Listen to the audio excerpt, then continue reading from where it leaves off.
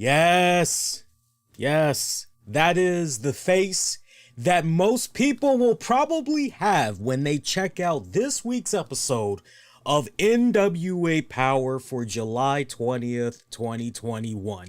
This is an actual face that Aaron Stevens made during the episode. No.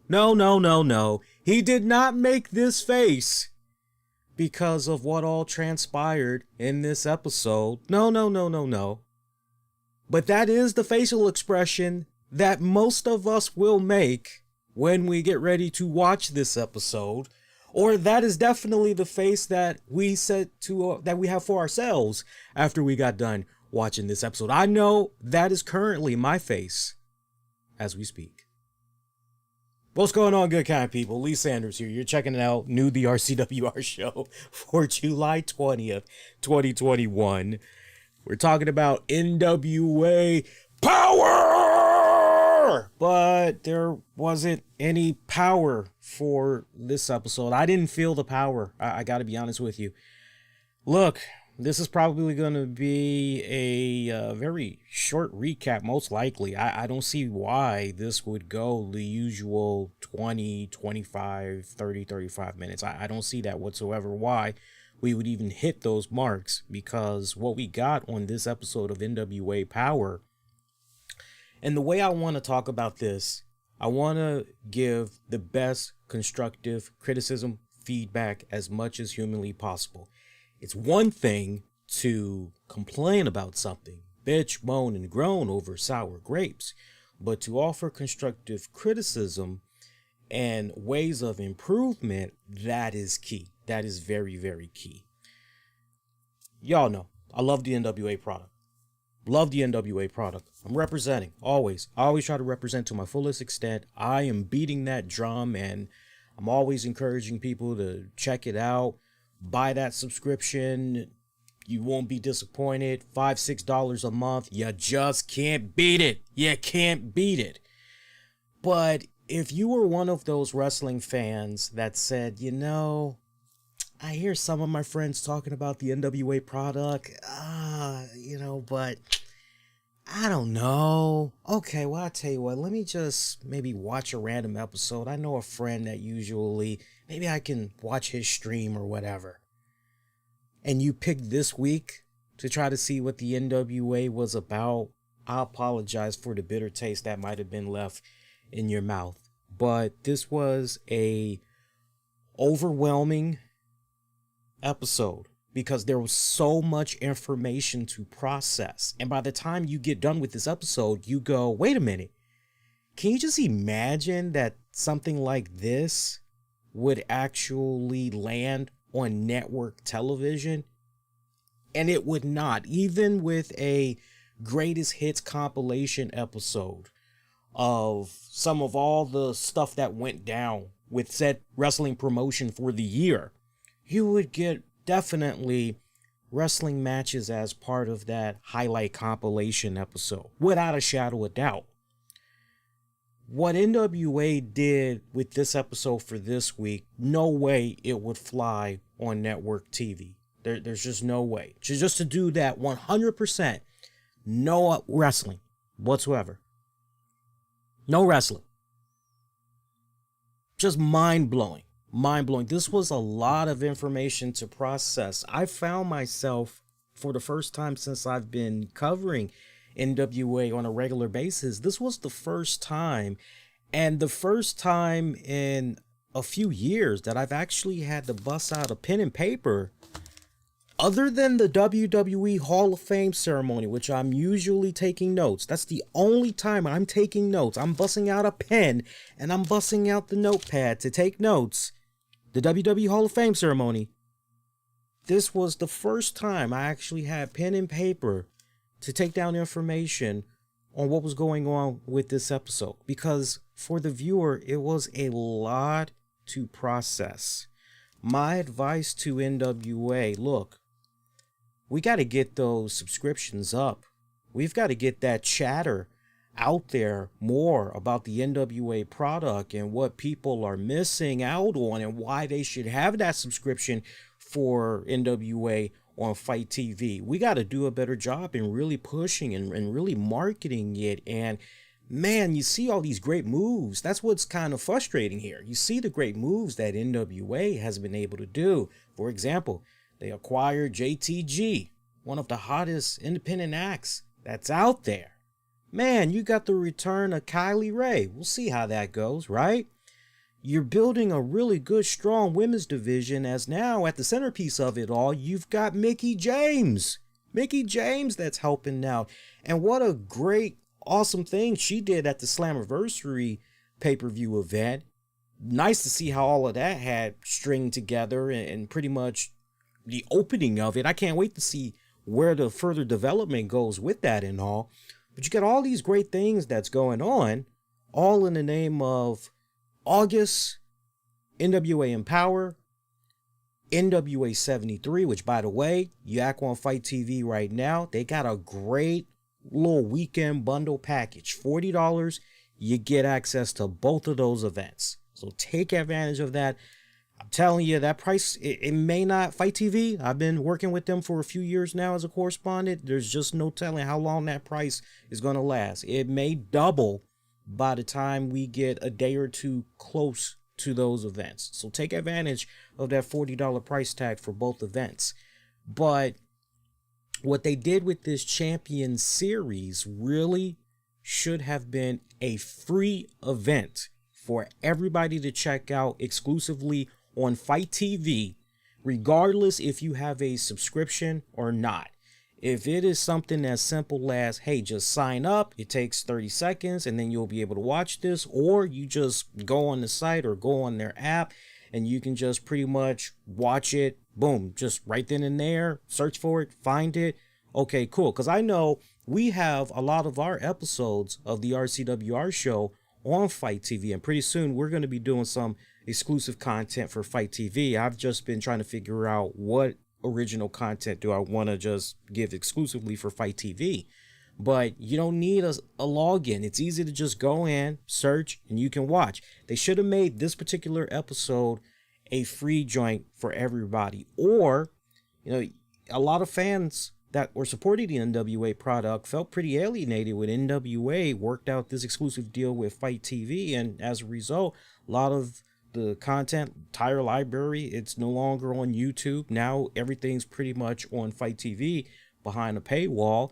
Oh, if you remember something from a couple of years ago and you're thinking, oh, I got the URL still from YouTube, I'll just hammer that in and I'll watch it again. It's now set on private.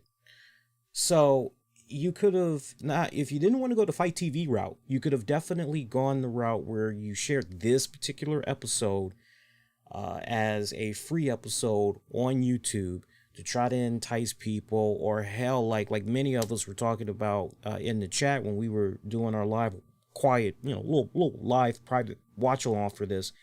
This should have been an episode of Power Surge. It should have been, because normally Power Surge serves as basically Velocity, WWE Velocity, Sunday Night Heat.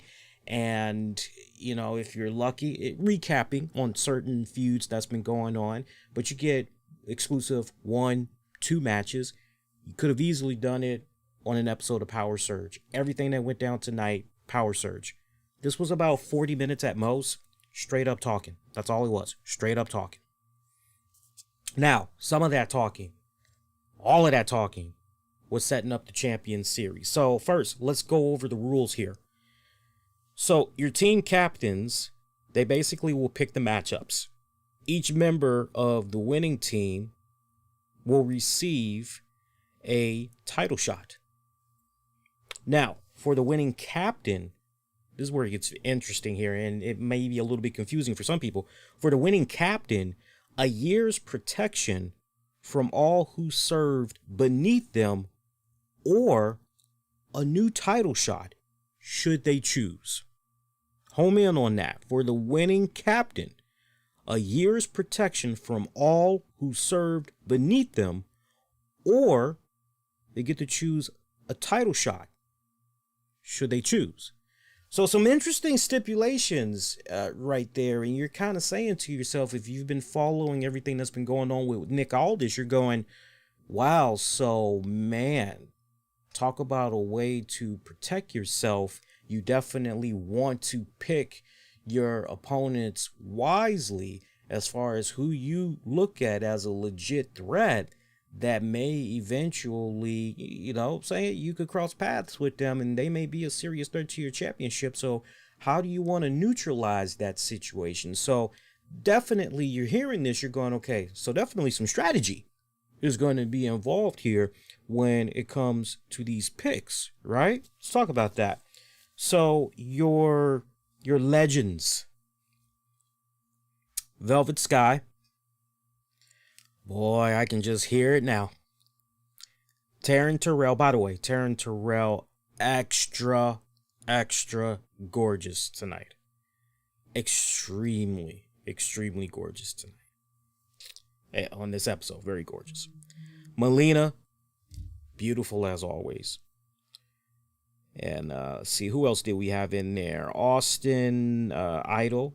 So all of these cats were pretty much legends, and they were putting over this champion series, basically. Of course, your champions, Nick Aldis, Aaron Stevens, Camille, who else?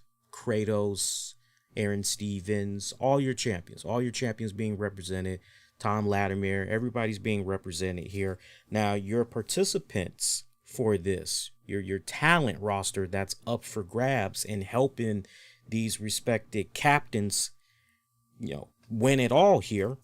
Sky Blue, Slice Boogie, Jordan Clearwater, Colby Carino, Crimson, Jax Dane, Kratos, JTG, Genocide, Lady Frost, Tom Latimer, Mystery Man, Mims, Trevor Murdoch, Kenzie Page, Jeremiah Pluckett, Saul Ronaldo, Marche Rocket, Fred Rosser, and Tyrus. Now we go into 4 rounds. There was 4 rounds that they did here. First up, team, by the way, as far as who all made your captains, this is where it gets interesting here. Nick Aldis drew Melina, or they kind of drew each other or whatever. So, team of Nick Aldis, Melina. Austin Idol ends up being paired up with Camille.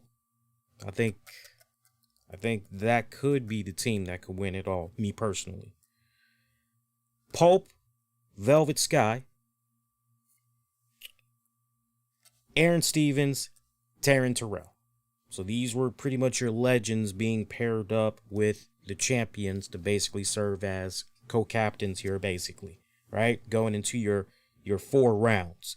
Now, if you ask me which team do I see that's going to implode the most, definitely the team of Melina and Nick Aldis. And just the way they beautifully had stringed along the friction that was there right down to the point when it came to the number 1 overall pick. Melina, Aldis, not on the same page. Aldis pretty much, I won't even say put her in place, but kind of going a little bit old school, which is, look, you kind of know why you're here, but when it comes to who's really pulling the purse strings, yeah, that's me. I got the final say. I get to decide what we're going to do here, right? But I am benevolent to a degree, right? So you're looking at, okay, yeah, this is like oil and fire. I ain't going to work out so good. That's the one that's definitely going to most likely implode. Most charismatic, most energy, surprisingly, Pulp, Velvet Sky. They're the ones that seem to be, as far as in sync, harmony, all that goes, agree with every single pick, agree with who we going to have go up against this person. Yeah, that's your team. Most funny, most energetic, definitely Aaron Stevens and Taryn Terrell. NWA stumbled upon something kind of cool there, I personally feel, and they definitely need to somehow figure out a way to continue it on after the tournament is over and done with. Now, let's go into your rounds here. I'm trying to make this as entertaining as possible and trying to stretch this out as much as possible, but there's no reason why this needs to be a 25, 30-minute recap. So we're like literally almost done, guys. Going into your first rounds here, the team of Aaron and Taryn pick Lady Frost.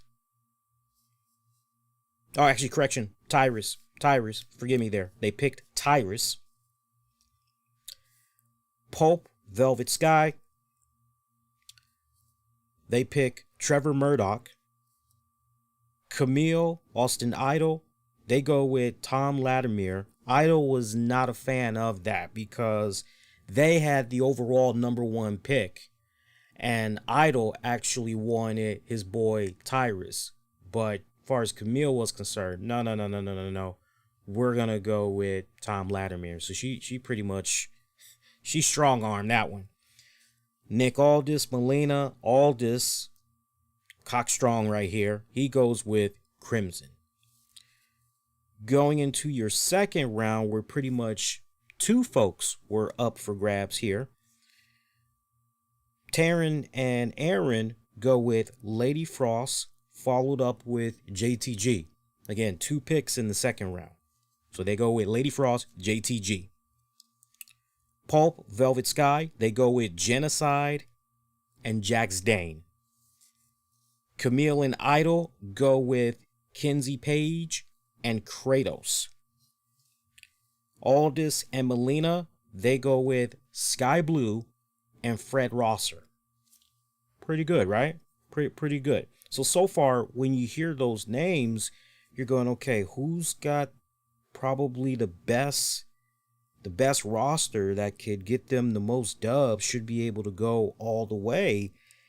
And the 2 that really jump out to my mind right now, at least, I'm definitely eyeing the team of Aaron and Taryn. You know, JTG, Tyrus, I mean, they got 2 beasts right there. Lady Frost coming along, right? She could be a little bit of a dark horse there, depending on what the matchup is going to be.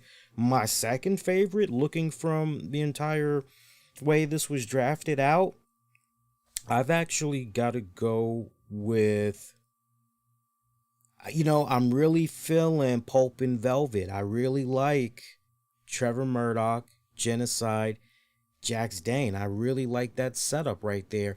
You know, you also can't help but think from a storyline standpoint here, could this maybe be a way that Trevor Murdoch, because he's pretty much been kind of ice cold there ever since he had that championship match with Nick Aldis, and then remember the stipulations that came about. So he's pretty much been ice cold since, remember? So you're kind of looking at that.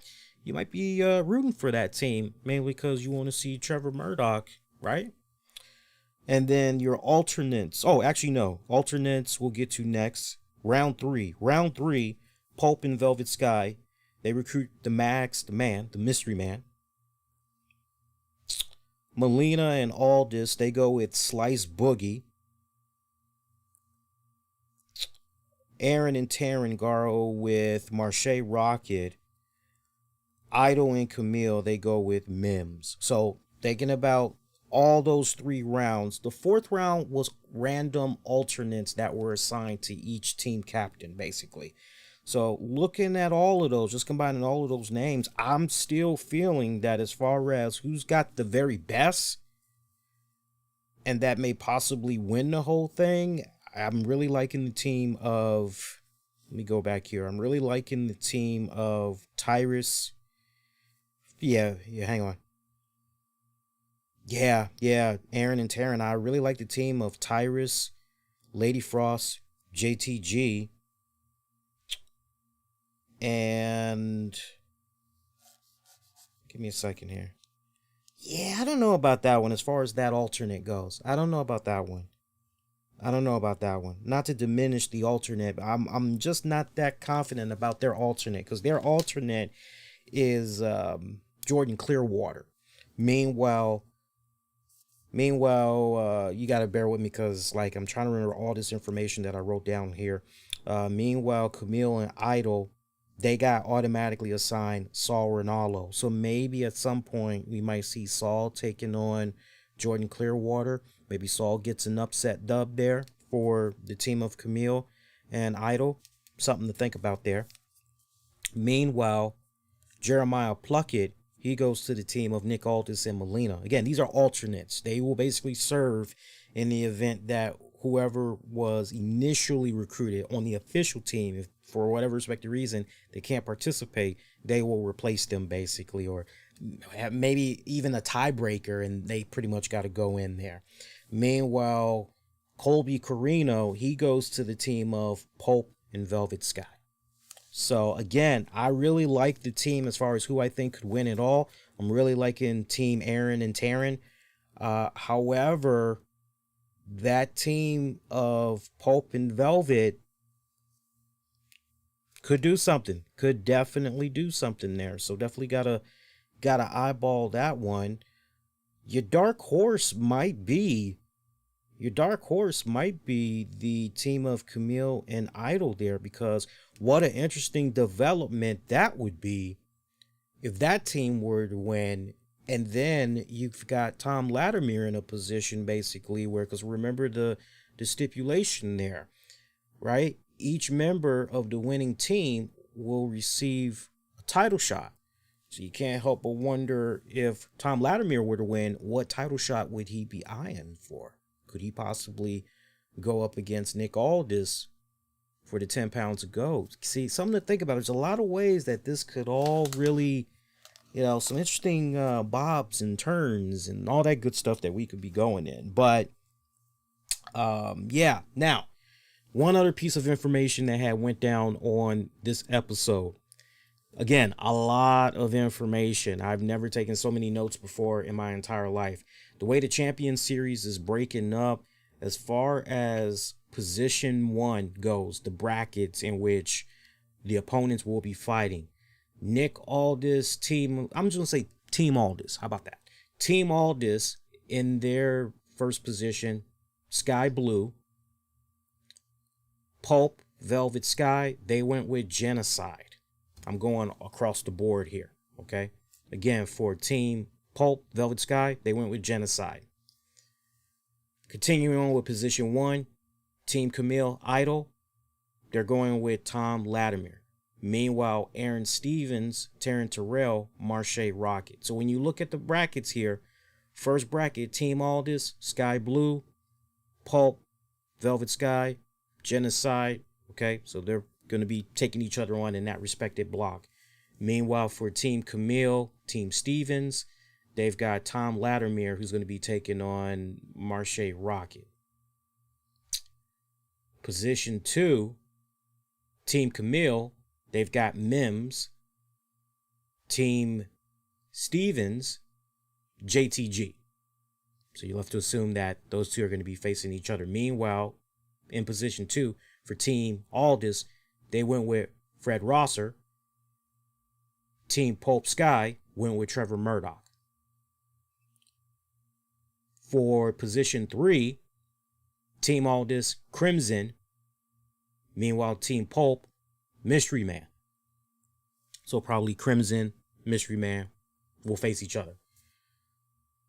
For Team Camille, Kenzie Page. Team Stevens, Lady Frost. All right, Paige Frost. Okay. For the 4th position, Team Camille, Kratos. Team Stevens, Tyrus. That should be a killer fucking matchup. Team Aldis, Slice Boogie. Team Pulp Sky, Jax Dane. That should be pretty damn good as well. And that's the way it's looking. So we're talking about 4, what's that? 4?